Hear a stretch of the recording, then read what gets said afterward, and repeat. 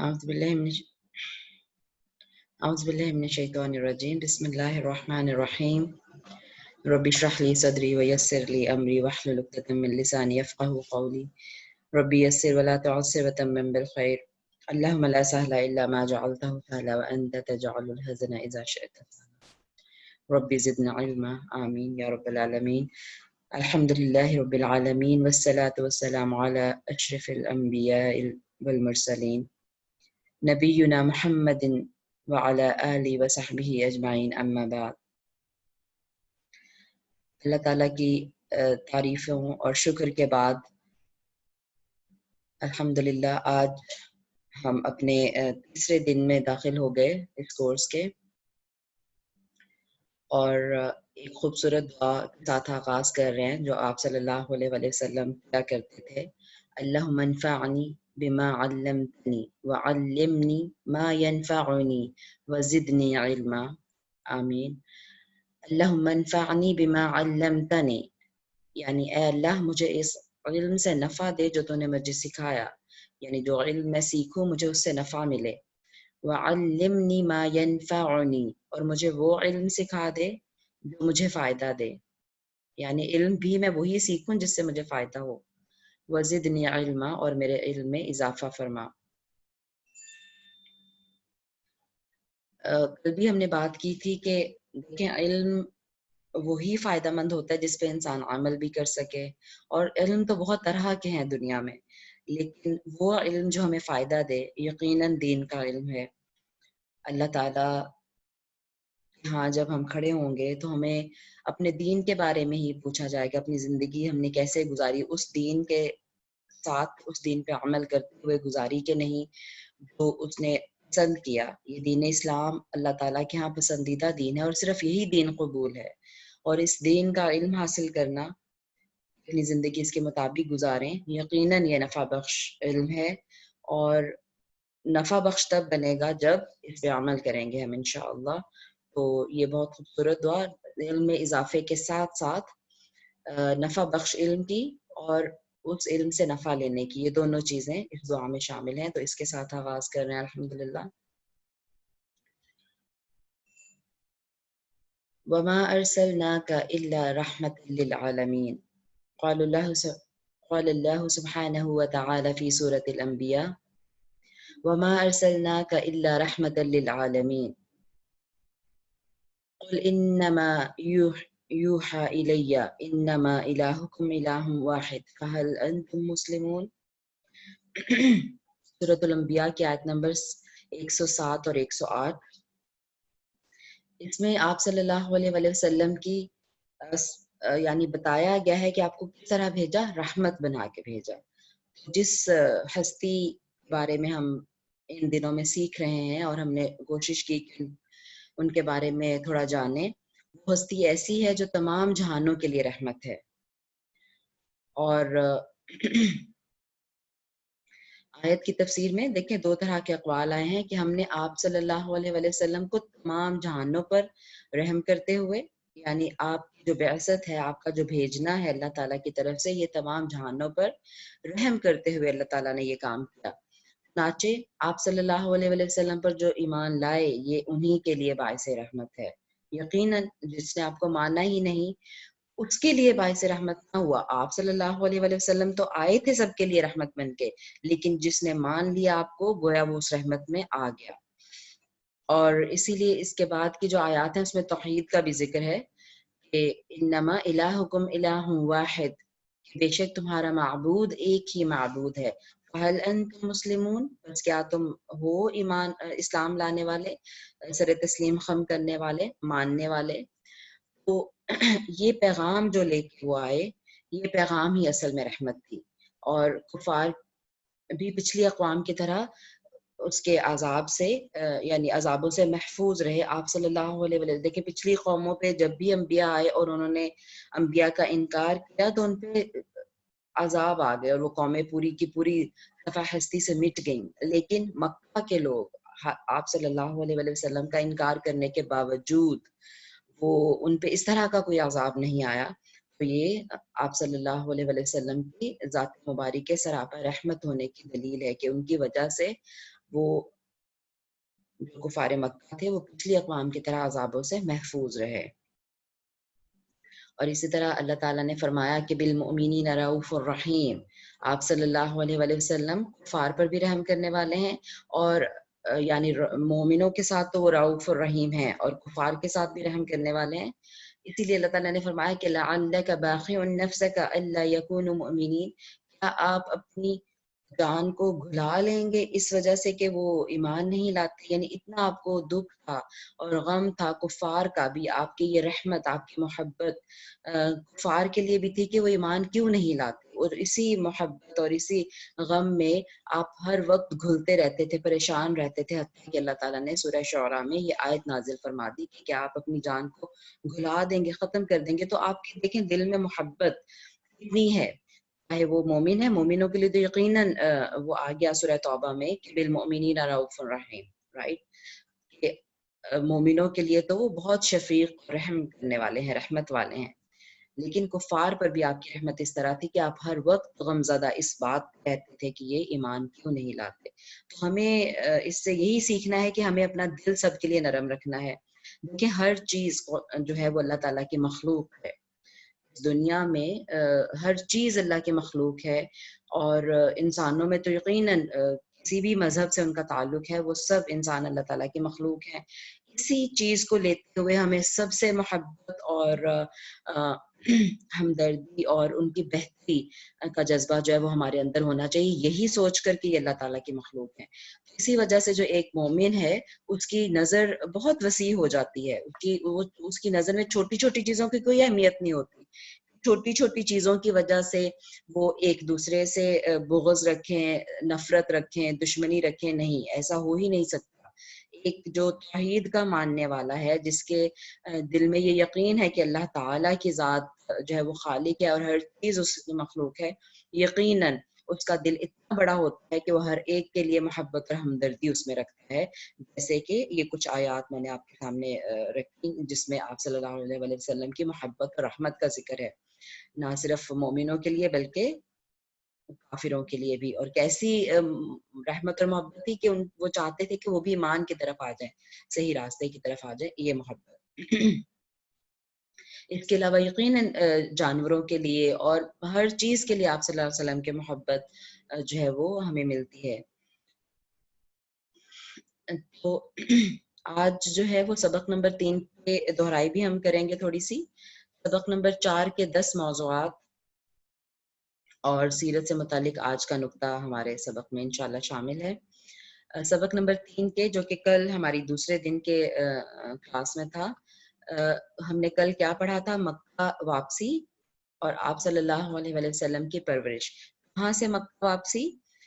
جو وہ بدو قبائل کے پاس جو بچوں کو بھیج دیتے تھے، اور حلیمہ سعدیہ رضی اللہ عنہا کے پاس آپ کو بھیجا گیا، وہ لے گئی آپ کو، وہاں سے مکہ واپس آپ صلی اللہ علیہ وسلم آئے، اور پھر آپ کے پیشہ ہم نے دیکھا کہ آپ نے چرواہے کے طور پہ بھی کام کیا اور تاجر کے طور پر بھی کام کیا، اور دونوں پیشے کیسے ضروری تھے آپ صلی اللہ علیہ وآلہ وسلم کی آئندہ آنے والی زندگی کے لیے، جو کہ نبوت میں آپ کو فرائض انجام دینے تھے، ان کی انجام دہی کے لیے وہ دونوں پیشے آپ کے لیے مددگار تھے۔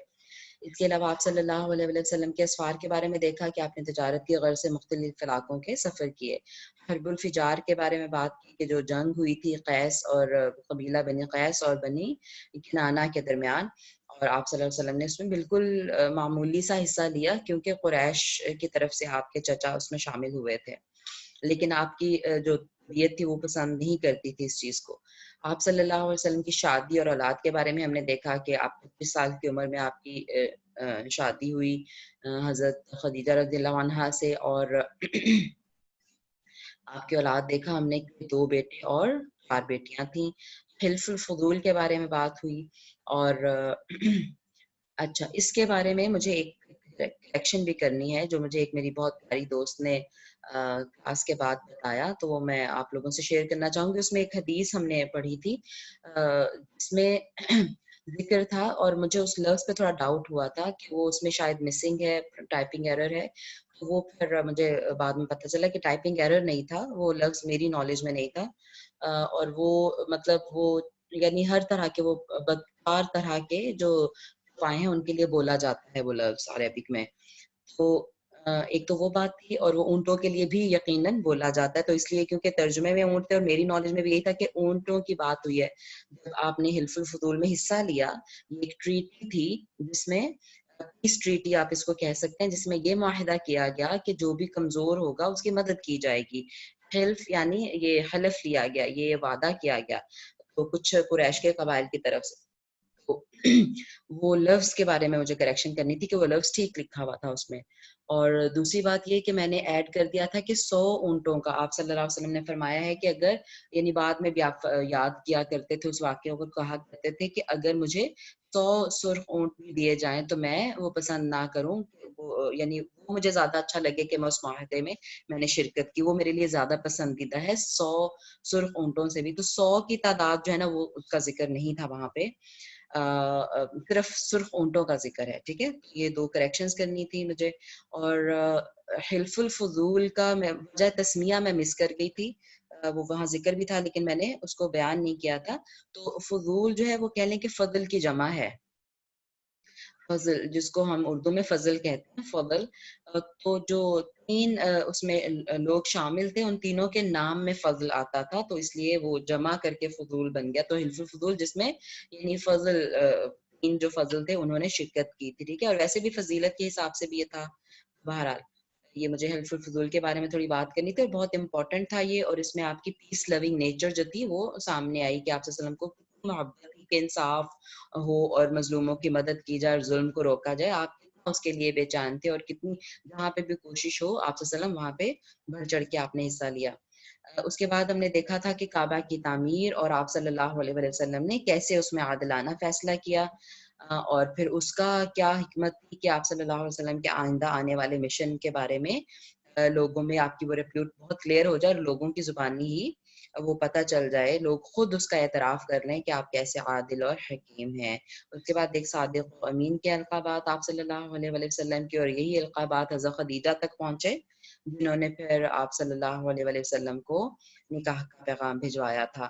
اور رسول اللہ صلی اللہ علیہ وسلم کی ہر طرح کی حفاظت، یعنی آپ کے شرم و حیا کی حفاظت، آپ کو تمام برائیوں سے اور غلاظتوں سے، اور یعنی معاشرتی ہوں یا کسی بھی طرح کی، وہ اللہ تعالیٰ نے رسول اللہ صلی اللہ علیہ وسلم کی خود حفاظت فرمائی تھی مختلف طریقوں سے.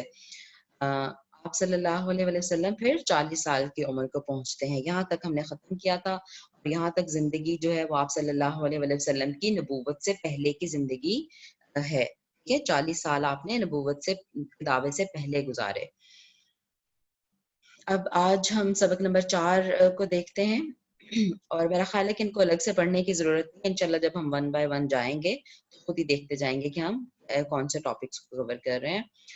تو سب سے پہلا ٹاپک آج کا ہے، جیسے میں نے کہا کہ 40 سال جو آپ صلی اللہ علیہ وسلم کی زندگی کے تھے وہ ہم نے کل پڑھ لیے. اب 40 کے اگلی زندگی میں، 40 سال کے بعد اگلی زندگی میں داخل ہو رہے ہیں جو کہ نبوت والی زندگی ہے.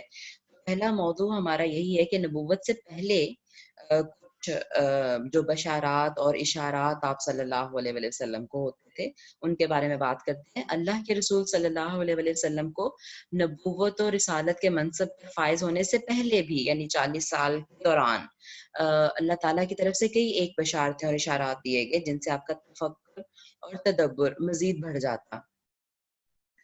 آپ جب بچپن کی عمر میں تھے آپ صلی اللہ علیہ وسلم، تو سیرت کی ایک کتب میں آپ اپنے یعنی آپ کا اپنے چچا ابو طالب کی معیت میں، یعنی ابو طالب کے ساتھ شام کے سفر کا جو ہے نا سفر تجارت کا واقعہ ملتا ہے. یہ کل کی سلائیڈز میں نہیں تھا لیکن میں نے یہ ذکر کر دیا تھا. ٹھیک ہے، اور وہاں پہ جو بحیرہ راہب، یہ نام بھی یہاں پہ آ گیا، اور اس کو بھی اکثر لوگ جو ہے نا وہ غلط پروناؤنس کرتے ہیں، اس کو بحیرہ کہہ دیتے ہیں. اور ایون میں نے دیکھا کیونکہ او لیولز کو میں پڑھاتی ہوں، میں نے آپ کو بتایا تھا وہاں پہ اس کو بحیرہ یعنی HIRA کر کے پروناؤنس کیا ہوا ہے. یہ غلط پروننسیشن ہے، یہ بحیرہ نہیں ہے، بحیرہ لفظ ہے. یہ بحیرہ تھا، راہب تھا، وہ عیسائی راہب تھا، وہ ملا آپ صلی اللہ علیہ وسلم کو اور اس میں بشارت دی. اس کے علاوہ آپ صلی اللہ علیہ وسلم کو ایک پتھر کا سلام کرنا. تو یہ صحیح مسلم سے حدیث لی گئی ہے. دیکھیں حضرت جابر بن سمورہ رضی اللہ عنہ سے روایت ہے، اللہ کے رسول صلی اللہ علیہ وآلہ وسلم نے فرمایا، میں ایک ایسے پتھر کو پہچانتا ہوں جو مجھے قبل از بعثت سلام کیا کرتا تھا، میں آج بھی اس کو پہچانتا ہوں۔ تو دیکھیں پتھروں کا آپ صلی اللہ علیہ وسلم کو سلام کرنا اور ایک عیسائی راہب کا آپ کو پہچان لینا، اس کے علاوہ ہم دیکھتے ہیں کہ آپ صلی اللہ علیہ وآلہ وسلم کو سچے خوابوں کا آنا شروع ہوا، یعنی آپ صلی اللہ علیہ وسلم کے جو خواب تھے وہ بالکل ایز اٹ از جو ہے وہ رونما ہو جاتے تھے، یعنی آپ ایک رات خواب دیکھتے اور اگلی صبح میں وہ واقعہ ایز اٹ از ہو جاتا۔ یہ صحیح بخاری کی حدیث ہے، نبی کریم صلی اللہ علیہ وآلہ وسلم پر وحی کا ابتدائی دور اچھے اور سچے پاکیزہ خوابوں سے شروع ہوا، یعنی وہ اس میں مطلب پاکیزہ خواب ہوتے تھے، اچھے ہوتے تھے اور سچے بھی ہوتے تھے، یعنی اس طرح چیزیں ہو جاتی تھی۔ آپ صلی اللہ علیہ وسلم خواب میں جو کچھ دیکھتے صبح کی روشنی کی طرح صحیح اور سچا ثابت ہو جاتا۔ اسی لیے سچے خوابوں کو نبوت کا 40واں حصہ کہا گیا ہے، رائٹ، کیونکہ نبوت بھی اللہ تعالیٰ کی طرف سے ملتی ہے اور خواب بھی اللہ تعالیٰ کی طرف سے آتے ہیں، تو یہ نبوت کا 40واں حصہ اس کو کہا گیا ہے، اور یہی باقی ہے۔ اب باقی نبوت کے حصے جو ہیں وہ اختتام پذیر ہو چکے ہیں، یعنی سچے خواب ابھی بھی کسی کو آ سکتے ہیں۔ دوسرے موضوع کی طرف چلتے ہیں۔ اللہ کے رسول صلی اللہ علیہ وآلہ وسلم کے قبل از نبوت اعمال، یعنی آپ کے ایکشنز، آپ کے طریقے، طور طریقے کس طرح کے تھے۔ جب دیکھیں آپ صلی اللہ علیہ وسلم جیسے جیسے اپنی عمر کے جو تھا وہ یعنی 40s کے پاس جا رہے تھے، آپ صلی اللہ علیہ وسلم تنہائی پسند ہو گئے تھے۔ ثم حبب الیہ الخلاء، یعنی خلوت میں رہنا، تنہائی میں رہنا آپ صلی اللہ علیہ وسلم کو پسند ہو گیا تھا۔ صحیح بخاری کی یہ حدیث ہے۔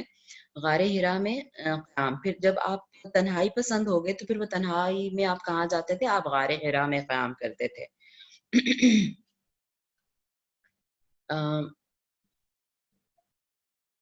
آپ صلی اللہ علیہ وآلہ وسلم نے غار ہرا میں خلوت نشینی اختیار فرمائی اور کئی کئی دن اور رات آپ وہاں مسلسل عبادت اور یاد الہی اور ذکر اور فکر میں مشغول رہتے تھے۔ اب یہ عبادت کون سی ہوتی تھی؟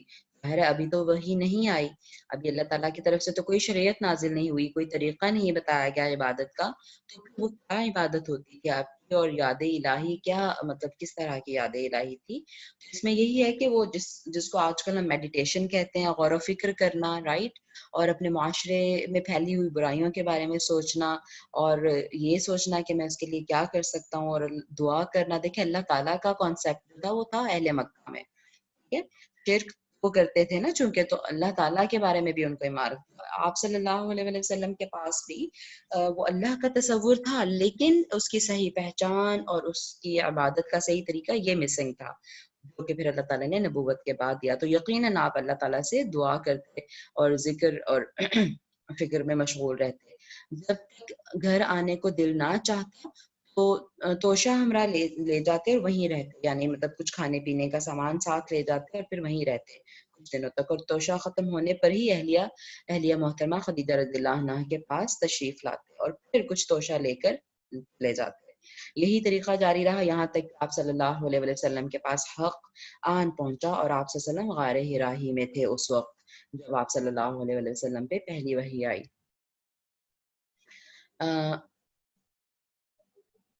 تو یہ میں نے آلریڈی ایکسپلین کر دیا ہے کہ تدبر اور تفکر وہ آپ صلی اللہ علیہ وسلم جو تھے وہ نبوت سے پہلے نبوت سے کے منصب پر فائز ہونے سے پہلے اسی میں مصروف رہتے تھے، ٹھیک ہے، اور یعنی کائنات اور خالق کے کائنات کے بارے میں تدبر آپ کرتے، اور چونکہ تنہائی میں یہ زیادہ افیکٹو ہوتا ہے، تو اسی لیے آپ صلی اللہ علیہ وسلم تنہائی میں جا کے غار ہرا میں جا کے یہ کرتے، اور یہ پکچرز ہیں غار ہرا کی لگی ہوئی، یہ انہوں نے بتایا تھا زین صاحب نے کہ دیکھیں بڑے صاف پتھر لگ رہے ہیں، ایون میں جب خیر اوپر تو نہیں جا سکی، یا پہلی جو تصویریں ہمیں نظر آتی ہیں وہ کافی کچھ اس پہ لوگوں نے لکھا ہوا ہے، تو انہوں نے بتایا تھا زین صاحب نے کہ ابھی پچھلے کچھ عرصے میں گورنمنٹ نے یہ سارے صاف کروائے ہیں پتھر، لوگوں نے بس وہی جاتے ہیں وہاں زیارت کے لیے تو پتہ نہیں کیا کیا لکھاتے ہیں وہاں پہ، اب یہ پتھر جو انہوں نے کہا کہ انہوں نے صاف کروائے، اور دیکھیں کتنی یہ चोटी पे है, ये देखें यहाँ पे जो ये निशान बना हुआ है कि एरो से कि यहाँ पे है ये गार, और बहुत ही ऊंचे पहाड़ पे चढ़ाई करके फिर ये गार था। सुभान अल्लाह। तो देखें मतलब इस गार में आप जो चढ़ते थे और आते थे, और हज़रत खदीजा इस गार में आप सल्लल्लाहु अलैहि वसल्लम के लिए खाना लेके आती थी। बहरहाल तो ये तो आप सल्लल्लाहु अलैहि वसल्लम की वही आने से पहले की कुछ आप सल्लल्लाहु अलैहि वसल्लम की की आदात। अब वही आ पहुंची है, ठीक है। तीसरा मौजू है हमारा कि वही इलाही आन पहुंची। सही बुखारी की इसी रवायत में है कि जब मतलब वो जहाँ पे जिक्र है कि वो उसमें जाते थे, आप खलवत पसंद हो गए और फिर आप तोशा लेके वहां चले जाते थे, उसी में फिर आगे कंटिन्यू होके वही के बारे में आ रहा है कि आप सल्लल्लाहु अलैहि वसल्लम गारे हिरा में ही क़याम पज़ीर थे कि अचानक जिब्राईल अलैहिस्सलाम आप सल्लल्लाहु अलैहि वसल्लम के पास हाजिर हुए और कहने लगे, ए मोहम्मद सल्लल्लाहु अलैहि वसल्लम पढ़ो। आप सल्लल्लाहु अलैहि वसल्लम फरमाते हैं कि मैंने कहा मैं पढ़ना नहीं जानता। क़ाल अख़ज़नी फ़क़फ़नी हत्ता बलग़ मिन्नी अल-जहद थुम्मा अरसलनी फ़क़ाल इक़रा क़ुल्तु मा अना बिक़ारी। आप सल्लल्लाहु अलैहि वसल्लम फरमाते हैं उस वाक़या को बयान करते हुए, फरिश्ते ने मुझे जिब्राईल अलैहिस्सलाम ने मुझे इतने ज़ोर से पकड़ा और खींचा, यानी मतलब टाइट करके जैसे गले से लगाते हैं, ठीक है? कि इतना ज़ोर से खींचा कि मेरी ताकत जवाब दे दी। फिर मुझे छोड़कर कहा कि पढ़ो। मैंने फिर वही जवाब दिया कि मैं पढ़ा हुआ नहीं हूँ, ठीक है? और उस फरिश्ते ने मुझको नहायत ही ज़ोर से भींचा, यानी दूसरी दफ़ा भी भींचा। पहली दफ़ा कहा कि पढ़ो, फिर आप सल्लल्लाहु अलैहि वसल्लम ने कहा कि नहीं पढ़ सकता, पढ़ना नहीं आता। मा अना बिक़ारी, मैं क़ारी नहीं हूँ, मैं पढ़ने वाला नहीं हूँ। और फिर ज़ोर से भींचा, ठीक है? तो ये 3 दफ़ा ये जो अमल हुआ, तीसरी बार जब फरिश्ते ने मुझको पकड़ा और तीसरी बार मर्तबा फिर मुझको भींचा, फिर मुझे छोड़ दिया और फिर कहा फ़क़ाल, फिर कहा उसने इक़रा। पहले तो खाली इक़रा कह रहे थे जिब्राईल अलैहिस्सलाम, लेकिन जब तीसरी दफ़ा छोड़ा खींच के, फिर कहा इक़रा बिस्मि रब्बिकल्लज़ी ख़लक़, ख़लक़ल इंसान मिन अलक़, इक़रा व रब्बुकल अकरम। ठीक है, सूरह अलक़ की आयत नंबर 1 से 3 तक। सही बुखारी में 1 से 3 तक ज़िक्र है इसका। ठीक है, जो जो सही बुखारी की रिवायत हम पढ़ रहे हैं कि मतलब शुरू से वो वही के आने से पहले ये वाक़यात उसमें हैं। लेकिन हमें पता है कि पहली वही में 5 आयात नाज़िल हुई थी सूरह अलक़ की, लेकिन सही बुखारी में सिर्फ़ 3 का ज़िक्र है। तो इस तरह से पहली वही नाज़िल हुई आप सल्लल्लाहु अलैहि वसल्लम पे। जब ये वाक़या हुआ, जब जिब्राईल अलैहिस्सलाम यानी वो इंसानी शक्ल में आए और वो ये आयत उन्होंने पढ़ी आप सल्लल्लाहु अलैहि वसल्लम पे, और फिर आप और फिर वो चले गए, यानी वो गायब हो गए। और फिर आप सल्लल्लाहु अलैहि वसल्लम यानी ये सुन के इस हाल में गारे हिरा से वापस हुए कि आप सल्लल्लाहु अलैहि वसल्लम का दिल इस अनोखे वाक़या से काँप रहा था। या आप देखें ना, यानी मतलब एक इंसान जो है वो अकेला गार में है और ये रात का वक़्त था। ठीक है? और एक अचानक से एक इंसान वहाँ नमूदार हो और वो आप उसको आके भींचे और कहे कि पढ़ो। ये वाक़या तो यानी इंसानी फ़ितरत को अजीब लगेगा, राइट? तो यानी आप सल्लल्लाहु अलैहि वसल्लम अल्लाह ताला के नबी यकीनन थे, अल्लाह ने नबूवत के लिए आपको चुना, लेकिन वो एक इंसान थे। जैसे कि इंसान की फीलिंग्स होती हैं, एहसासात होते हैं, वो सारे आपके भी एहसासात थे उसी तरह। तो यानी आप सल्लल्लाहु अलैहि वसल्लम का यानी घबराहट से और वो हालाँकि उससे पहले देखें, मैं खुद भी सोचती हूँ कि उससे पहले हालाँकि आप सल्लल्लाहु अलैहि वसल्लम पे कुछ निशानियाँ आ रही थी कि जो है वो यानी सच्चे ख्वाब आ रहे हैं, या जैसे वो बुहैरा ने आप सल्लल्लाहु अलैहि वसल्लम को पहचाना, या जैसे वो पत्थर आप सल्लल्लाहु अलैहि वसल्लम को सलाम करता था, ठीक है? कुछ चीज़ें थी ऐसी, लेकिन फिर भी जब वो अचानक वो इंसिडेंट होता है तो यकीनन इंसान होने के नाते वो थोड़ा घबराना और वो बिल्कुल यानी नॉर्मल है। और यानी कह लें कि फ़ितरी तौर पर फ़ितरत का तकाज़ा यही है कि थोड़ा-सा उस पे आप घबराते हैं। तो फिर और देखें, जब ये घबराहट हुई और जब आपकी ज़िंदगी में एक ऐसा इम्पोर्टेंट और अलग से अनोखा वाक़या हुआ, तो आप सल्लल्लाहु अलैहि वसल्लम का देखिए कॉन्टैक्ट कहाँ था? आप फ़ौरन हज़रत ख़दीजा रज़ियल्लाहु ताला अन्हा के पास आए और तशरीफ़ लाए और फ़रमाया कि मुझे कंबल ओढ़ा दो, ज़म्मिलूनी ज़म्मिलूनी, मुझे कंबल ओढ़ा दो, मुझे कंबल ओढ़ा दो। پھر حضرت خدیجہ رضی اللہ تعالیٰ عنہا نے آپ صلی اللہ علیہ وسلم کو کمبل اڑا دیا.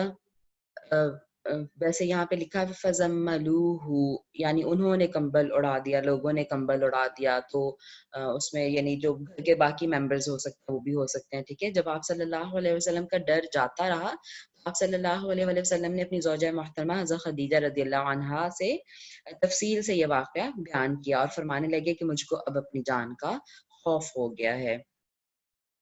اب دیکھیں اس میں یعنی جو ہمارے لیے لرننگ پوائنٹ ہے اس انسیڈنٹ میں کہ وحی الہی جو پہلی ہی آئی وہ کیا تھی؟ اقرا، پڑھ. ٹھیک ہے. اور جو مطلب اگر آگے بھی میں وہ آیات لے کے چلوں، اقرا بسم ربک الذی خلق، خلق الانسان من علق، اقرا وربک الاکرم. 2 دفعہ اقرا کا ذکر آیا ہے. پہلی 3 آیتوں میں 2 دفعہ اقرا کا ذکر آیا ہے اور پھر کہا کہ اقرا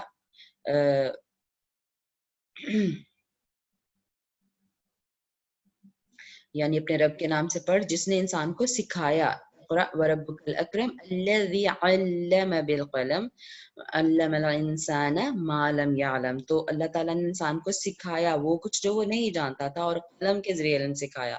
میں یہاں پہ یہ یعنی آپ سب کو اس توجہ آپ کی اس طرف دلانا چاہوں گی کہ تعلیم یعنی اقرا پڑھ، اور پھر کہا کہ قلم کے ذریعے علم سکھا. تو قلم کی کتنی اہمیت ہے پڑھائی میں. ٹھیک ہے.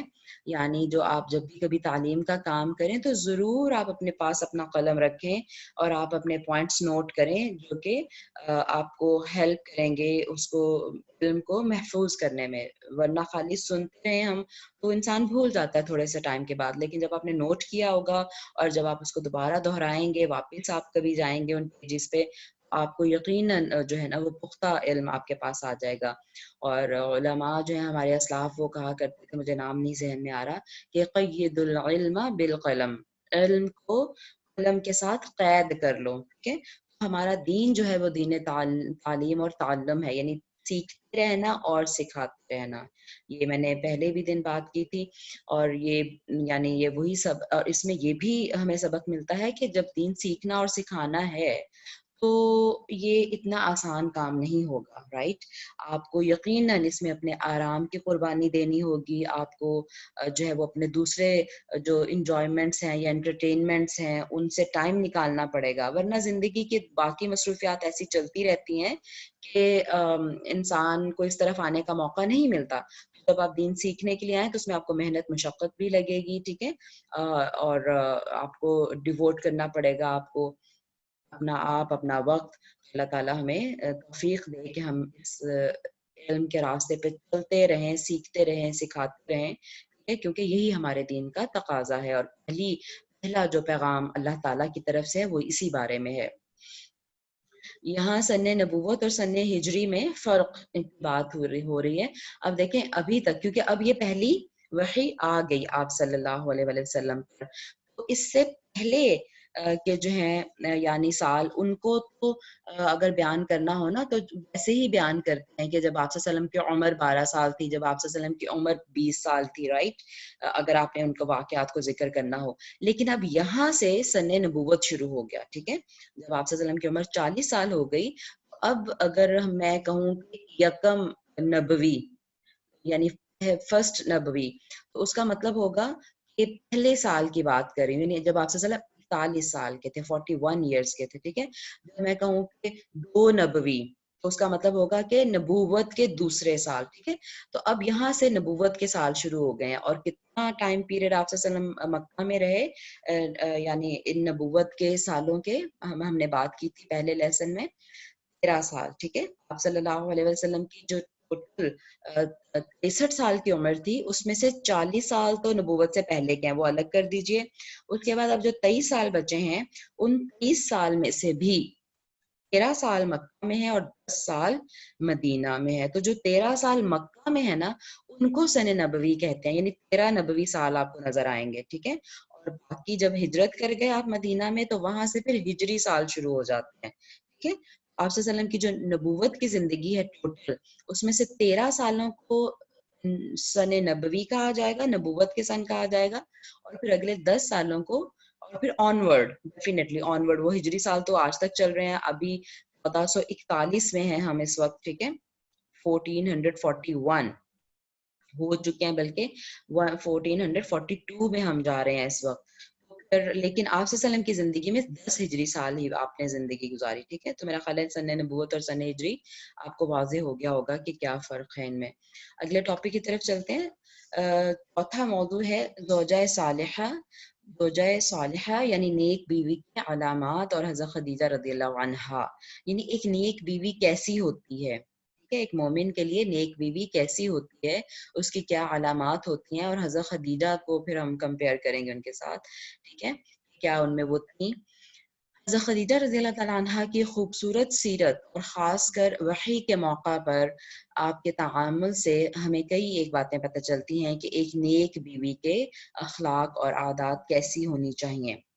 سب سے پہلی بات کہ زوجہ صالحہ پریشانی کے عالم میں اپنے خاوند کو حوصلہ اور تسلی دیتی ہے, نہ کہ اسے کوستی اور مزید پریشان کرتی ہے, رائٹ. جیسے ابھی یعنی جو آپ صلی اللہ علیہ وسلم دیکھیں غار حرا میں چلے جاتے تھے اور وہاں خلوت میں آپ رہتے تھے, تو اگر کوئی ایسے یعنی دنیاوی لحاظ سے ہم دیکھیں کوئی ایسی بیوی ہوتی تو وہ تو پھر کوسنے لگ جاتی نا کہ دیکھا مطلب وہ ہو گیا نا کچھ ایسا واقعہ, میں تو پہلے ہی کہتی تھی مت جائیں آپ, کیوں جو ہے وہ ویرانے میں جا کے بیٹھے رہتے ہیں, دس اینڈ دیٹ, رائٹ. جیسے کہ امپیشنٹ خواتین آج کل کی ہیں, اور وہ جیسے ان کا بیہیویئر ہوتا ہے چیزوں کی طرف, واقعات کی طرف, تو بالکل اس کے اپوزٹ بیہیویئر جو ہے وہ حضرت خدیجہ رضی اللہ تعالیٰ عنہ کا ہمیں ملتا ہے کہ انہوں نے تسلی دی, ٹھیک ہے. وہ اچھا اسے اس کے اچھے کام میں, جو ایک صالحہ بیوی ہوتی ہے وہ اچھے کام یاد کروا کے اس کی ہمت بڑھاتی ہے اپنے شوہر کی. وہ پریشانی کے حل کے لیے ہر طرح کی کوشش کرتی ہے, یعنی کسی بھی طرح کی سپورٹ جو وہ اپنے شوہر کی کر سکے وہ کرتی ہے, اور وہ اپنا مال و جان اس پر فدا کرنے کے لیے تیار رہتی ہے. یہ میرا اور تیرا والی جو ہے نا وہ اس میں نہیں چیز ہوتی, مقابلہ بازی اور تقسیم, مطلب یہ اکثر وہی بات ہے پھر آج کل وہ محبت نہیں ہے زوجین میں جو ہونی چاہیے. اس کی وجہ سے دیکھیں طلاق کے ریشوز بہت زیادہ ہو رہے ہیں اور گھروں کے سکون برباد ہیں اسی وجہ سے. اور بلکہ میں تو کہوں گی دیکھیں اکثر جو آپ نے دیکھا ہوگا کہ لطائف اس طرح کے لطیفے بنے ہوئے ہوتے ہیں جو جس میں مطلب میاں بیوی کو اتنا دور دکھایا جاتا ہے ایک دوسرے سے, اور ایک دوسرے سے اکتایا ہوا, اور یعنی اس طرح کی جو ہے نا چیزیں دکھائی جاتی ہیں, حالانکہ یہ بالکل اسلامی شعار کے خلاف ہے یہ بات. اسلام تو جو ہے وہ زوجین کے مابین محبت کا درس دیتا ہے, اور بہت خاص رشتہ ہے جو یعنی اللہ تعالیٰ کی طرف سے اس میں محبت اور رحمت رکھی گئی ہے. اللہ تعالیٰ نے قرآن پاک میں فرمایا ہے. خیر میں پھر وہی بات ہے کہ ڈیٹیل میں نہ نکل جاؤں ادھر اور ٹائم زیادہ لگ جائے گا. بہرحال جو اچھی بیوی ہوتی ہے یعنی کہ میرے میکے والے یعنی میرے رشتہ دار اور تمہارے رشتہ دار, ٹھیک ہے, میرے رشتہ داروں سے اس طرح کا لین دین کرنا ہے اور تمہارے بہن بھائیوں سے اس طرح کا کرنا ہے, تو یہ بالکل کوئی تقسیم نہیں ہونی چاہیے, بلکہ وہ تو یک جان دو قالب ہونے چاہیے میاں بیوی, اس طرح کی محبت ان میں ہونی چاہیے, ٹھیک ہے, کہ وہ ہر وقت جو ہے بیوی اپنا مال جان اس پر اپنے شوہر پر قربان کرنے کے لیے تیار رہے, فدا کرنے کے لیے تیار رہے. یہ ایک نیک بیوی کی علامت ہے, نشانی ہے. بہرحال تو یہ کچھ خصوصیات تھیں جو ہونی چاہیے نیک بیویوں میں. اللہ تعالی ہم سب کو اپنے شوہروں کی جو ہے وہ یعنی تابع دار بنائے اور ان کی خدمت کرنے والے بنائے, اور شوہروں کو بھی اللہ تعالی توفیق دے کہ وہ یعنی نبی صلی اللہ علیہ وسلم کی سیرت کو فالو کرتے ہوئے شوہر بنے, انشاءاللہ, آمین. اور یہ تبھی ہو سکے گا جب ہمیں ان کی زندگی کے بارے میں پتا ہوگا, جب ہمیں پتا ہوگا کہ وہ کیسے اپنی ازواج مطہرات کے ساتھ رہتے تھے. اسی طرح سے پتا ہونے کے بعد ہی شاید وہ ہمارے معاشرے میں جو شوہر ہیں وہ بھی اس سیرت کو اپنانے کی کوشش کریں. پھر میں وہی کہوں گی بینگ مدرز, ٹھیک ہے, جو آپ خواتین میرے ساتھ ہیں آپ خود بھی سیرت کو دیکھیں. الحمدللہ آپ میرے ساتھ جڑی ہوئی ہیں اور ہم سیکھ رہے ہیں, آپ صلی اللہ علیہ وسلم کی سیرت کے مختلف پہلو دیکھ رہے ہیں. آپ اپنے بچوں میں یہ لے کے آئیے, ٹھیک ہے, آپ کے جو بیٹے ہوں گے یقیناً وہ کل کے شوہر بنیں گے, ٹھیک ہے. اور وہ آپ کی ٹریننگ جو ہوگی کہ آپ کیسے ان کو شوہر بنانا چاہتی ہیں، اور پھر وہ یقیناً ویسے شوہر بنیں گے. آپ کی ٹریننگ بہت کاؤنٹ کرتی ہے، آپ کی جو تربیت ہے وہ بہت کاؤنٹ کرتی ہے. یعنی لڑکیوں کی تعلیم و تربیت اسی لیے بہت کاؤنٹ کرتی ہے کہ اس نے اگلی نسلوں کو تیار کرنا ہے، اس نے اگلے شوہر اور بیویاں جو ہیں وہ پیدا کرنے ہیں. تو بہرحال اللہ تعالی ہم سب کو اپنے اپنے فرائض اچھے سے ادا کرنے کی توفیق دے. آمین ثم آمین. تو یہاں پہ ہم دیکھتے ہیں کہ حضرت خدیجہ نے جیسے کہا کہ ان کے اچھے اعمال یاد کروا کے آپ صلی اللہ علیہ وسلم کو تسلی دی، تو کیا اچھے اعمال حضرت خدیجہ رضی اللہ تعالیٰ عنہ نے آپ صلی اللہ علیہ وسلم کو یاد کرائے. اعمال آپ صلی اللہ علیہ وسلم کو یاد کروائے. پہلا کہ انک لتصل الرحم، آپ صلی اللہ علیہ وسلم صلہ رحمی کرتے ہیں، رشتہ داروں سے تعلق جوڑ کے رکھتے ہیں. وتصدق الحدیث، اور آپ سچی بات کہتے ہیں. وتحمل الکل، کمزوروں کا بوجھ اٹھاتے ہیں. وتکسب المعدوم، اسے کما کر دیتے ہیں جس کے پاس کچھ نہ ہو. وتقرئ الضیف، اور آپ صلی اللہ علیہ وسلم مہمان نوازی کرتے ہیں. وتعین علی نوائب الحق، حق کے لیے پیش آنے والی مشکلات میں اعانت کرتے ہیں، یعنی جو سچی بات پر ہو، جو صحیح چیز پر ہو، اس کو کوئی مشکلات جس کو بھی پیش آ رہی ہوں اس میں آپ مدد کرتے ہیں. تو یہ حضرت خدیجہ نے آپ صلی اللہ علیہ وسلم کے اعمال آپ کو یاد کروا کے کہا کہ آپ میں یہ ساری اچھی چیزیں ہیں، تو آپ فکر نہیں کریں، اللہ تعالیٰ آپ کو کبھی بھی ضائع نہیں کرے گا، اللہ تعالیٰ ہمیشہ آپ کے ساتھ رہے گا. تو کیسے یعنی سپورٹ، مورل سپورٹ، یعنی آپ صلی اللہ علیہ وسلم کی طرف سے، یعنی آپ صلی اللہ علیہ وسلم کو حضرت خدیجہ کی طرف سے مورل سپورٹ بہت ملی، اور یہ انسان کو بہت مضبوط کر دیتی ہے جب گھر سے اس طرح کی مورل سپورٹ ملتی ہے. پانچواں ٹاپک پھر ہم دیکھتے ہیں کہ ورقہ بن نوفل کے بارے میں ہے. اب یہ تو مورل سپورٹ انہوں نے خود دے دی حضرت خدیجہ رضی اللہ تعالیٰ عنہ نے، اس کے علاوہ اور کیا کیا؟ اس کے علاوہ مزید تسلی کے لیے حضرت خدیجہ رضی اللہ تعالیٰ عنہ آپ صلی اللہ علیہ وسلم کو ورقہ بن نوفل کے پاس لے گئیں. ٹھیک ہے، یہ بھی ایک لمبی صحیح بخاری کی حدیث وہی جو چل رہی ہے. ٹھیک ہے، حدیث نمبر 3 ورقہ بن نوفل کے بارے میں پھر اس میں ذکر آ گیا اسی حدیث میں، جو ان کے جو حضرت خدیجہ کے چچا زاد بھائی تھے، اور پھر ان کے پاس لے گئی اور کہا کہ اے چچا زاد، اپنے بھتیجے محمد صلی اللہ علیہ وسلم کی زبانی ذرا ان کی کیفیت سن لیجئے. وہ بولے کہ بھتیجے، آپ نے جو کچھ دیکھا جب اس کی تفصیل سناؤ.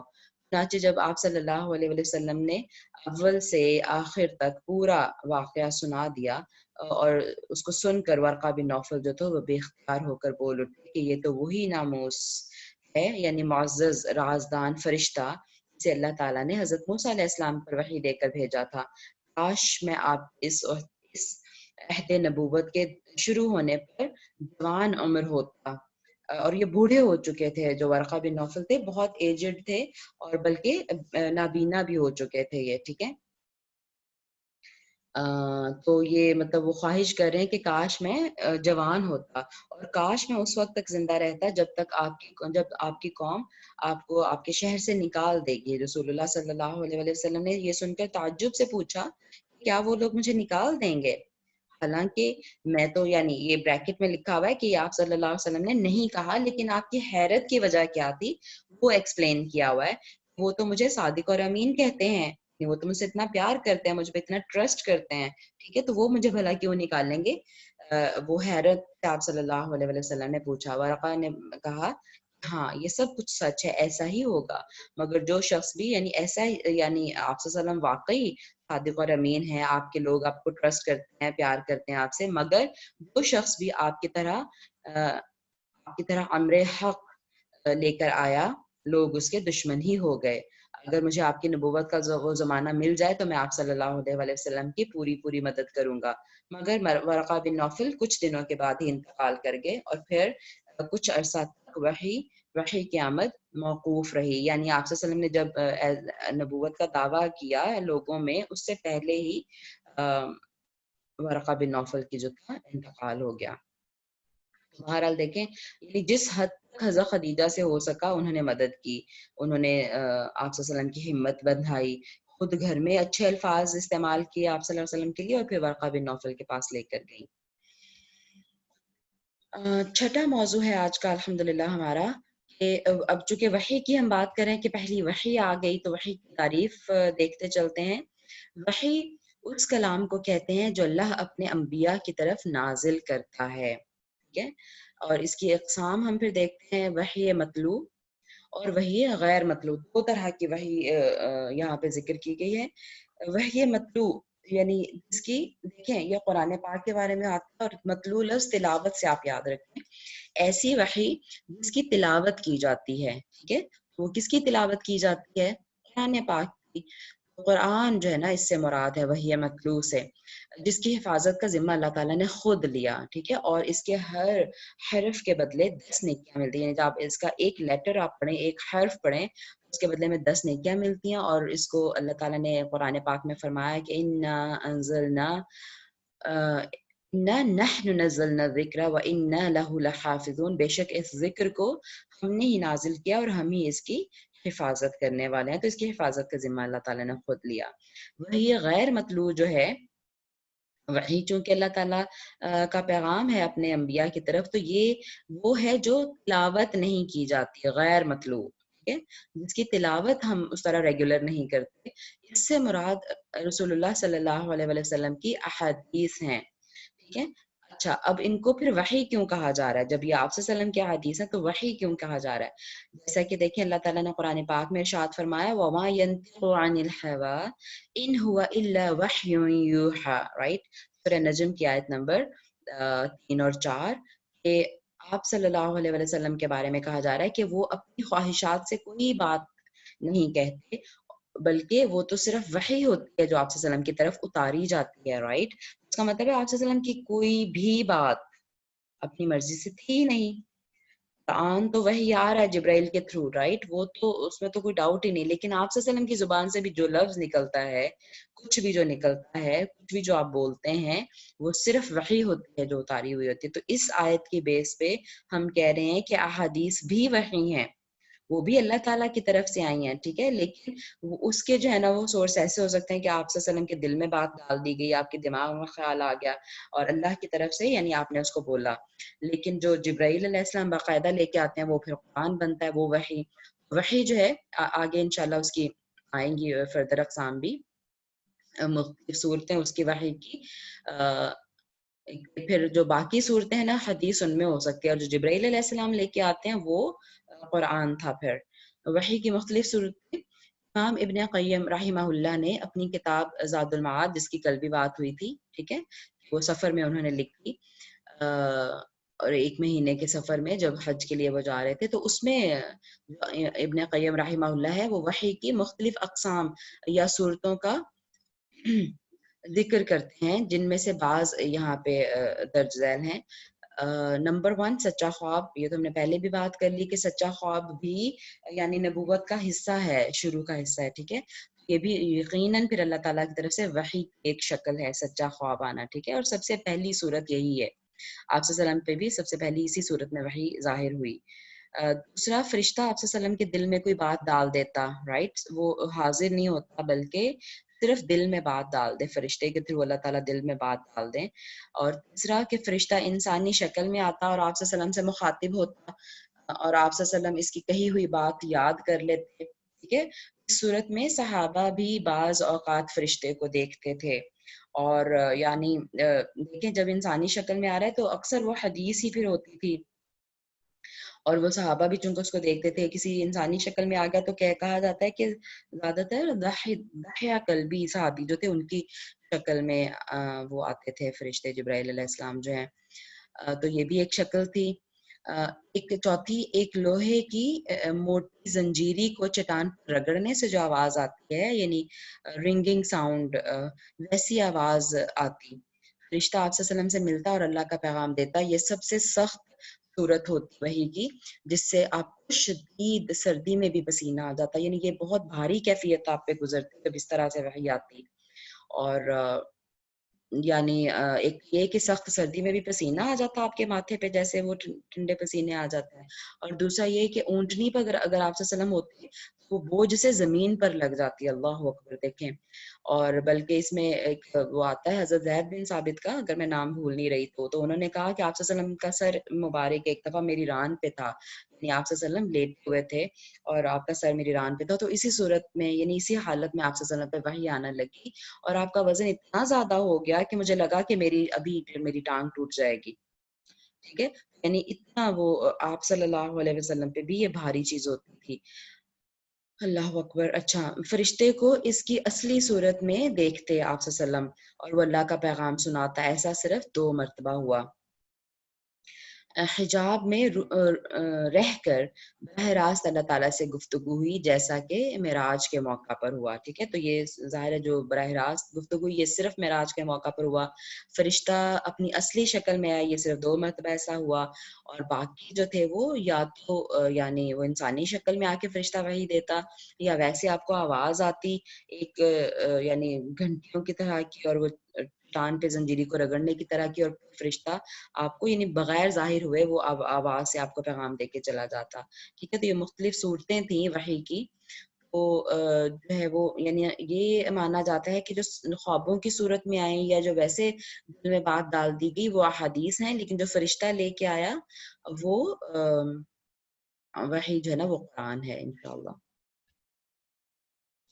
اچھا، چھٹا موضوع ریلیٹڈ ہی ہے وحی کی تعریف کے بارے میں. ہم نے دیکھا کہ وحی کے کیا معنی ہیں. فرشتہ اللہ کا پیغام لے کر آئے.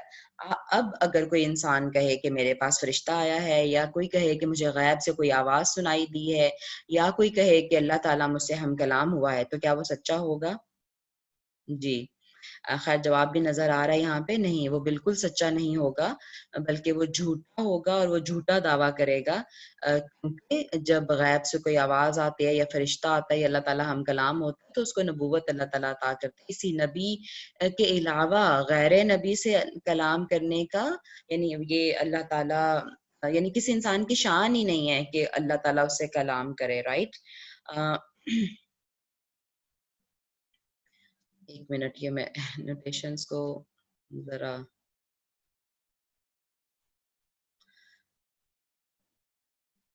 کنٹرول کر لوں. جی ٹھیک ہے. تو خیر چونکہ ہمیں پتہ ہے کہ آج بھی ایک اپنے آپ کو ڈکلیئر کرتا ہے مسلمان، وہ فرقہ ایسا ہے جو اپنے آپ کو مسلمان ڈکلیئر کرتا ہے، لیکن وہ یقیناً اسلام سے خارج ہے، جو یہ دعویٰ کرتے ہیں کہ نبی صلی اللہ علیہ وسلم محمد صلی اللہ علیہ وسلم کے بعد ہمارے جو ہیں وہ نبی ہیں اگلے. تو قادیانیوں کی بات کر رہی ہوں میں.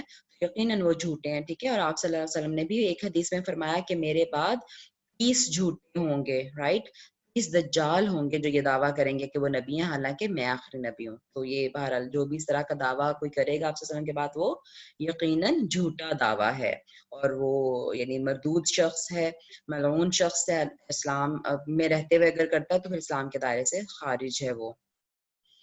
7واں ٹاپک ہے مکی زندگی کے مختلف مراحل.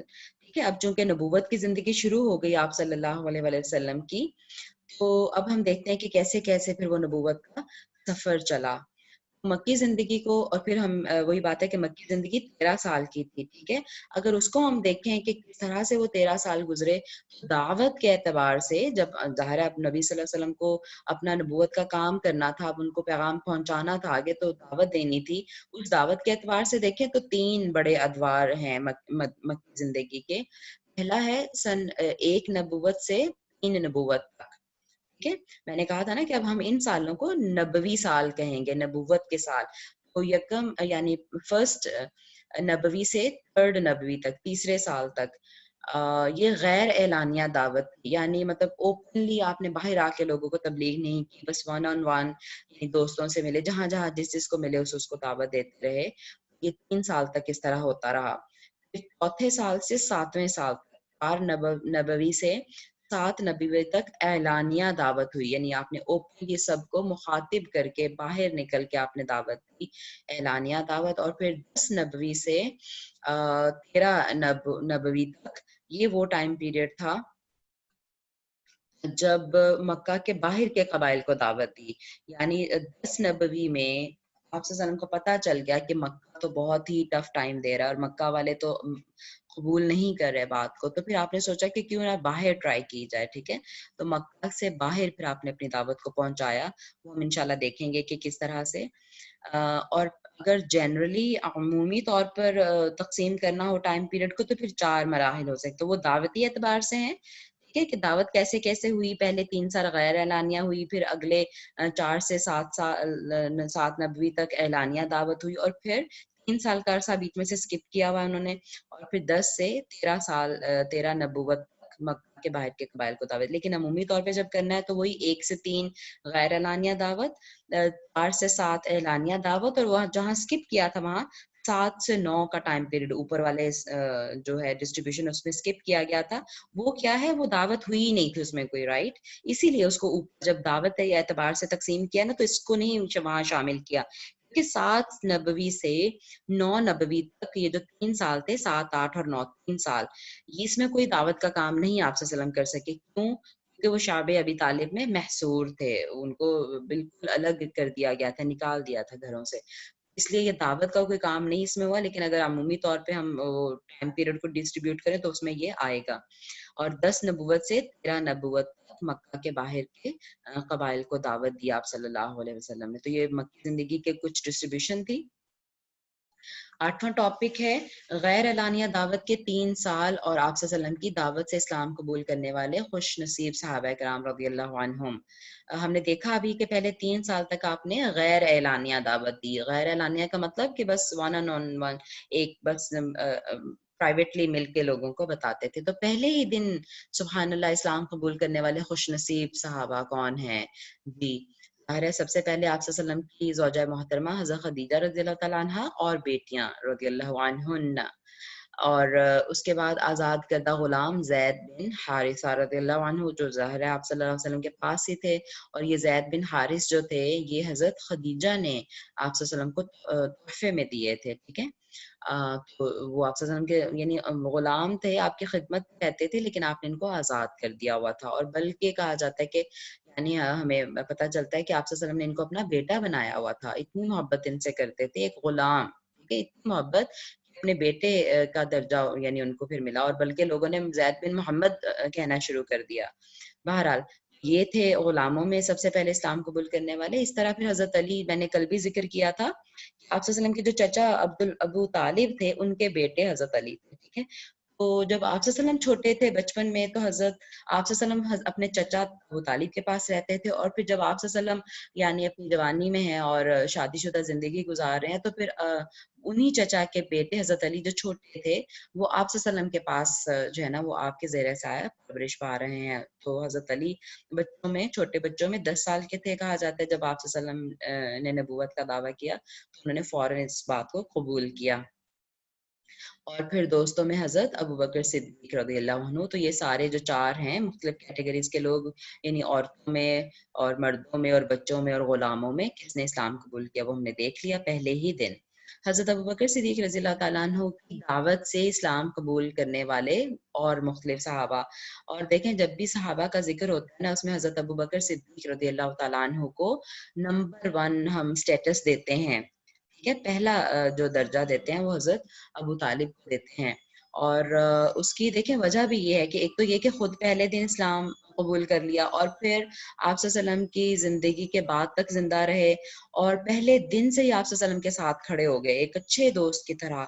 तो अब देखें जो अर्ली कन्वर्ट्स हैं, जो पहले-पहले इस्लाम कबूल करने वाले हैं, उसमें कुछ ऐसे लोग भी हैं, हज़रत अबू बकर सिद्दीक रज़ियल्लाहु अन्हु की दावत पर इस्लाम कबूल किया उन्होंने। यकीनन उनके तमाम नेक अमाल का अजर जो है वो हज़रत अबू बकर सिद्दीक के खाते में भी जा रहा है ना? तो कितना बड़ा मुनाफ़े का सौदा हज़रत अबू बकर सिद्दीक ने कर लिया कि जैसे ही आपसे सल्लम ने नबूवत का दावा किया, वो आपके साथ खड़े हो गए, फ़ौरन ईमान ले आए। ना सिर्फ ईमान ले आए, बल्कि आप सल्लम की मदद करने में भी आपके साथ शामिल रहे। और फिर यकीनन जो है वो अ बहुत बड़े सदका जारिया उनके लिए वो तैयार हुए, वो सहाबा जो उनके हाथ पे ईमान लेके आए। हज़रत उस्मान रज़ियल्लाहु ताला अन्हु, 1 मिनट जस्ट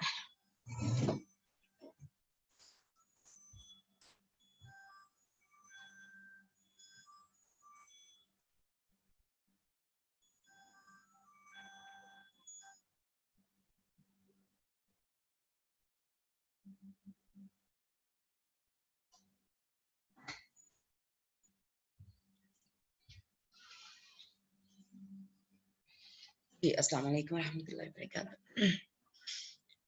جی تو ہم بات کر رہے تھے حضرت ابو بکر صدیق رضی اللہ تعالیٰ عنہ کی دعوت سے اسلام قبول کرنے والے کون سے صحابی تھے. اس میں حضرت عثمان رضی اللہ تعالیٰ عنہ، دیکھیں کتنا بڑا نام ہے، جو کہ اسلام کے تیسرے خلیفہ بھی بنے. پھر سعد بن ابی وقاص جو کہ بہت بڑے واریر بھی تھے اور مطلب بہت آپ صلی اللہ علیہ وسلم کے ساتھ رہے جنگوں میں بھی اور آپ صلی اللہ علیہ وسلم کی حفاظت بھی کی انہوں نے. عبد الرحمن بن عوف ایک اور بہت بڑا نام، طلحہ بن عبید، اور یہ سارے جو ہیں یہ عشرہ مبشرہ میں ہیں. ماشاءاللہ آپ کو عشرہ مبشرہ کا پتہ ہوگا، یعنی وہ 10 صحابی، 10 صحابہ جن کو اللہ تعالیٰ نے جنت کی بشارت آپ صلی اللہ علیہ وسلم کی زبان مبارک سے دنیا میں ہی دے دی. ٹھیک ہے، تو یہ کتنے ان کے عظیم کارنامے ہوں گے جن کی بنیاد ان کو دنیا میں ہی جنت کی بشارت دے دی گئی. ٹھیک ہے، وقت نہیں ہے لیکن آپ ضرور کبھی ان کی سیرت کو بھی پڑھیے اور ہمیں پتہ چلے گا کہ کیسی ان کی زندگیاں تھیں، انہوں نے کیا کیا کیا اسلام کے لیے. تو یہ سارے لوگ دیکھیں، یعنی عشرہ مبشرہ میں سے یہ 4 کا یہاں پہ ذکر ہے جو آپ حضرت ابو بکر صدیق رضی اللہ تعالیٰ عنہ کی دعوت پہ انہوں نے اسلام قبول کیا. بہرحال تو یہ ٹوٹل 3 سال کا جو عرصہ تھا جس میں خفیہ طور پر تبلیغ ہوتی رہی، اس میں تقریباً 40 کے قریب یا اس سے کچھ زیادہ لوگوں نے اسلام قبول کیا. نواں ٹاپک ہے قریش کا گمان اور عدم التفات. نبی کریم صلی اللہ علیہ وسلم سے پہلے مکہ میں کئی ایسے لوگ گزرے ہیں جو دین ابراہیمی یعنی توحید پر قائم تھے.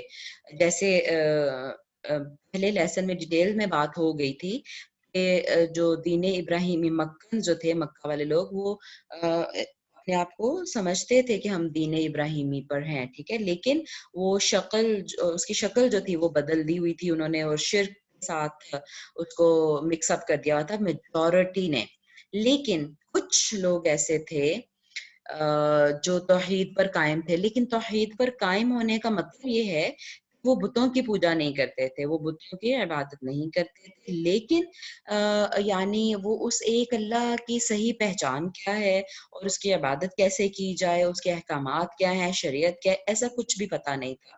ٹھیک ہے، بس جیسے نیوٹرل انسان ہوتا ہے نا کہ نہیں بتوں کی بھی پوجا نہیں کرنی لیکن اللہ کے بارے میں بھی ڈیٹیلز ان کو پتہ نہیں تھی، تو ایسے یا پھر دیگر جو مطلب معاشرتی برائیاں تھیں جو کہ وہاں پہ ظلم اور یعنی جو دیگر زنا، شراب، یہ وہ لوٹ مار، اس طرح کی جو چیزیں تھیں ان سے وہ دور تھے.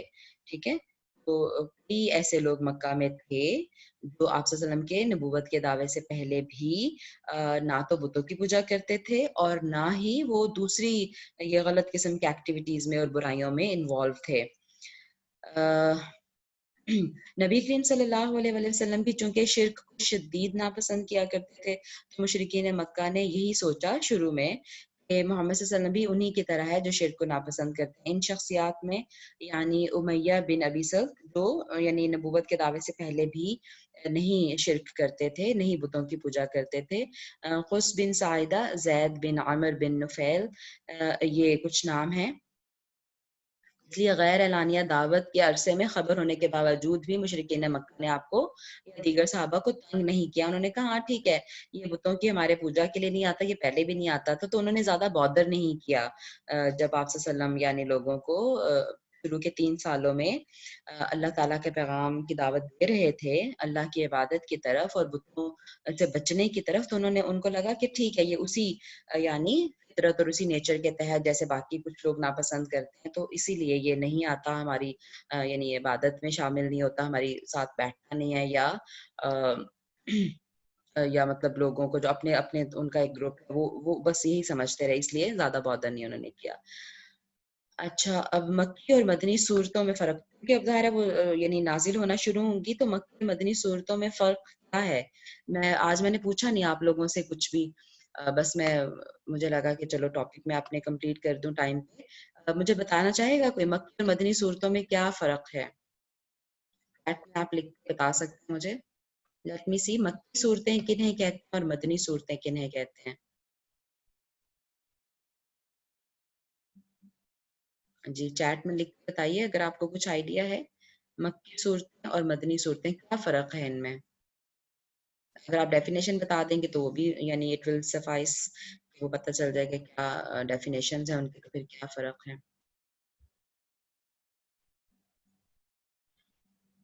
بفور پروفٹ ہوڈ مکی، بفور پروفٹ ہوڈ تو تھی ہی نہیں نا، یعنی بفور پروفٹ ہوڈ صورتیں کہاں سے نازل ہو گئی؟ یہ وحید النساء اپنا جواب جو دیا ہے ذرا سوچیں اس جواب کے بارے میں. اچھا ٹھیک ہے، ایک جواب آیا ہے جو مکہ میں نازل ہوئی وہ مکی ہیں، ٹھیک ہے، نازل ہونے کی جگہ کی بیس پہ، ٹھیک ہے جی.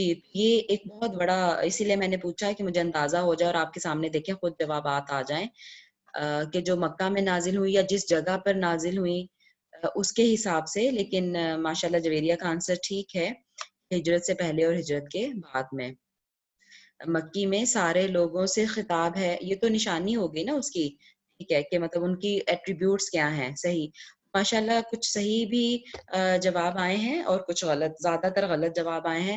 غلط اس سینس میں کہہ رہی ہوں کہ دیکھیں اکثر ہم کہتے ہیں کہ جو مکہ میں نازل ہوئی وہ مکی ہے، جو مدینہ میں نازل ہوئی وہ مدینی ہے، ٹھیک ہے، مدنی ہے. لیکن دیکھیے اس کی صحیح ڈیفینیشن کیا ہے. وحید النساء انشاءاللہ میں اینڈ پہ آپ کا جو ہے نا کوسچن لوں گی، یا اگر آپ نے کچھ شیئر کرنا ہوا ٹھیک ہے تو کلاس کو ختم کر کے پھر انشاءاللہ اینڈ پہ میں ڈسکشن سیشن رکھوں گی. تو مکی صورتیں جو ہجرت سے پہلے نازل ہوئی، ٹھیک ہے، ہم مکی اور مدنی صورتوں کو ہجرت سے پہلے اور ہجرت کے بعد کے طور پہ ڈیوائیڈ کریں گے. چاہے آپ صلی اللہ علیہ وسلم طائف میں ہیں، بوک میں ہیں، آپ صلی اللہ علیہ وسلم میں کسی بھی جگہ پہ، جگہ کی بیس پہ نہیں ہے یہ ڈسٹریبیوشن کہ جو یعنی جس جگہ پہ نازل ہو اس کے حساب سے نام دیا جائے، بالکل نہیں. بلکہ ہجرت سے پہلے نازل ہوئی یقیناً وہ مکی صورتیں کہلائیں گی، اور جو ہجرت کے بعد نازل ہوئی وہ مدنی صورتیں کہلائیں گی. اب مضامین ہم دیکھ لیتے ہیں ان کے کہ مکی صورتوں کے مضامین جو ہے وہ توحید، کیونکہ مکہ میں دیکھیں ابھی نیا نیا اسلام آیا ہے، نیا نیا ایمان ہے، اور اسی پہ ایمان کے بارے میں ہی جو ہے نا وہ لوگوں کو اسٹرانگ کرنا مقصد تھا. توحید کا اسبات یعنی ایسی یہ صورتوں میں یعنی ملتے ہیں بار بار. اللہ تعالیٰ مکی صورتوں میں فرماتا ہے اپنی نشانیاں بتا کے، ٹھیک ہے، کہ کیا یہ ایک اللہ کے ہونے کا ثبوت نہیں ہے، اور شرک کی نفی کی گئی ہے، دین اسلام کی دعوت کے بارے میں، اور البعث بعد الموت، اور عقیدہ آخرت کے آخرت میں دوبارہ کھڑے ہونا ہے، سوال جواب ہوں گے، اس کے بارے میں ہے.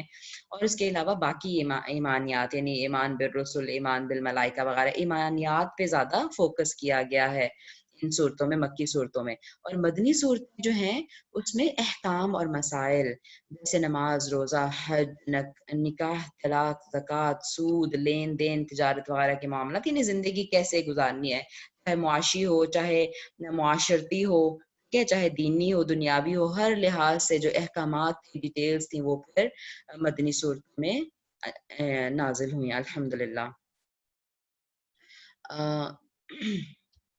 ہمارے اگلے ٹاپک کی طرف چلتے ہیں. جسٹ اے منٹ جی، تو یہ ہمارا 10واں ٹاپک تھا، مکی اور مدنی صورتوں میں بنیادی فرق، رائٹ. اب آج الحمدللہ ٹاپکس ہمارے کمپلیٹ ہو گئے، اور سیرت سے متعلق آج کا نقطہ تعلیم جو ہے وہ کیا ہے، اس کے بارے میں تھوڑی سی پہلے بھی بات ہو گئی. عبداللہ بن یحییٰ بن ابی کثیر رحمہ اللہ کہتے ہیں میں نے اپنے والد کو یہ کہتے ہوئے سنا کہ علم جسم کی راحت سے حاصل نہیں ہو سکتا. جیسے میں نے شروع میں بات کی کہ علم جب ہم حاصل کریں گے تو وہ ہمیں اپنی انٹرٹینمنٹ اور اپنی ہمیں کمفرٹ زون سے باہر آنا پڑے گا، اور یقیناً ہمیں اس کے لیے وقت نکالنا پڑے گا. تو اگر ہم چاہیں کہ ہم اسی طرح آرام سکون سے بھی زندگی گزاریں اور علم بھی حاصل کریں تو ایسا نہیں ہو سکتا. اور دیکھیں یہ اب کی بات نہیں ہے، یہ ہمارے سلف، ہمارے جو مطلب ائمہ کرام ہیں، یہ ان کے اقوال ہیں، ٹھیک ہے. تو امام مسلم رحمہ اللہ نے اپنی سے کتاب صحیح مسلم میں وہ ایک نا اوقات الصلاۃ کے متعلق ایک باب، ایک حدیث کو وہ لے کے آئے اس چیپٹر میں، صلاۃ کے بارے میں جو چیپٹر تھا، اور اس میں وہ نماز کے اوقات ذکر کر رہے ہیں. اور اس میں حضرت عبداللہ بن عامر رضی اللہ عنہما حدیث مبارکہ کو انہوں نے مختلف اسناد سے جمع کیا ہے، یعنی ایک ہی حدیث ہوتی ہے سم ٹائم، لیکن جو اس کی سند ہے وہ پیچھے ڈفرینٹ ہوتی ہے. سند کا کیا مطلب ہے، یعنی اس راوی نے کس سے سنا، اور پھر انہوں نے کس سے سنا، اور انہوں نے کس سے سنا، ٹھیک ہے. تو وہ پوری ایک چین جو چلتی ہے اس کو سند کہا جاتا ہے. تو ہو سکتا ہے کہ یعنی وہ 2 3 4 سندوں سے آئی ہو کہ مختلف इस सहाबी से भी बात ये है, उससे भी मुख्तलिफ असनाद उसकी हो सकती हैं बहरहाल। तो यानी उन्होंने जब वो लिखा सही मुस्लिम में, तो उन्होंने सारी उसमें जो है वो मुख्तलिफ असनाद को उन्होंने जमा किया कि आपके अलावा कोई मुहद्दिस इस हदीस को, यानी नमाज के वक्त के बारे में, जो औकात के बारे में हदीस है, उन्होंने किसी भी और मुहद्दिस ने तमाम असनाद को एक जगह पर जमा नहीं किया।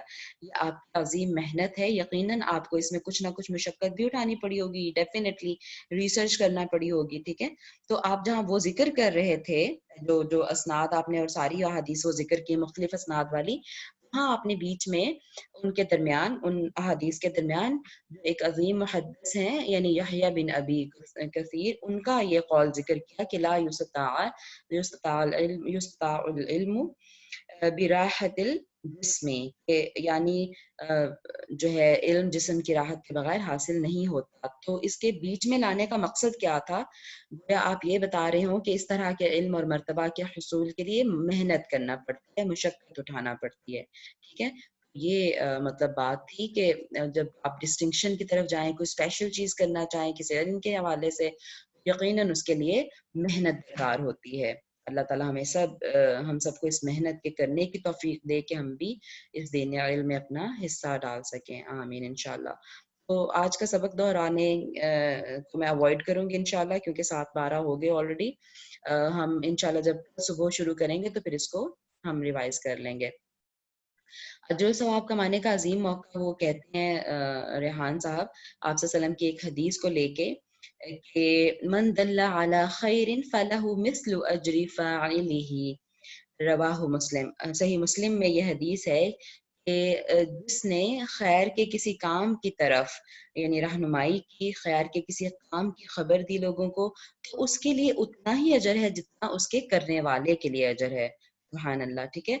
तो यानी मतलब किसी को आप अच्छी बात बता दें और वो आप करने लगे आपके बताने पर वो अमल, तो यकीनन वो आपके लिए उतना ही अजर आपके लिए भी होगा जितना, जैसे अभी मैं हजरत अबू बकर सिद्दीक के बारे में कह रही थी रज़ियल्लाहु अन्हु, राइट। मैं कह रही थी कि देखिए इतने ये अजीम सहाबी जो हैं, उन्होंने हजरत अबू बकर के हाथ पे इस्लाम कबूल किया है, तो यानी उन वो सोर्स बने उनकी अच्छाई का। तो भी फिर उन्होंने अच्छे काम किए होंगे, वो हजरत अबू बकर सिद्दीक रज़ियल्लाहु ताला अन्हु को उतने पूरे रिवॉर्ड्स मिले होंगे, तो क्यों ना हजरत अबू बकर के रिवॉर्ड्स सबसे ज्यादा हो जाएं सहाबा में से, ठीक है। बहरहाल और अगर आप चाहें कि आप सीरत नबवी के इल्म को हासिल करने में दोहरा अजर हासिल करें, तो आपको क्या करना होगा जी? सवालिया निशान दिया हुआ है उन्होंने, बताइए। अगर आप ये सीरत नबी का जो इल्म हासिल कर रहे हैं, अगर आपने इसमें आप इसके अपने रिवॉर्ड को बढ़ाना चाहें, तो क्या करेंगे? कैसे आप इसको बढ़ा सकते हैं? जी, आपका जवाब चाहिए मुझे।